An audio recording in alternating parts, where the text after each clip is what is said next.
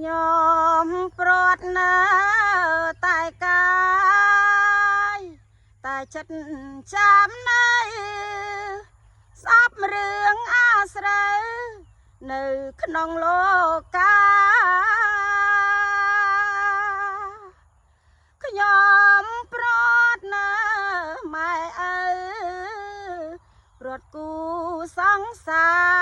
រអួលណែនអរាខ្លោចផ្សា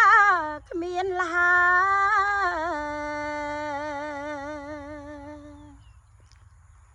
អអិនព្រំដែលមានចេស្តាអស់ឡ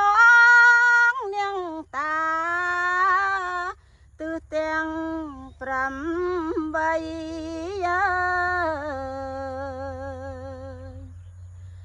សំជួយនងតុកយ៉ាងខ្ញុំទាំងឡាយជាតិមុខជាតិក្រោយសំកំអើយយល់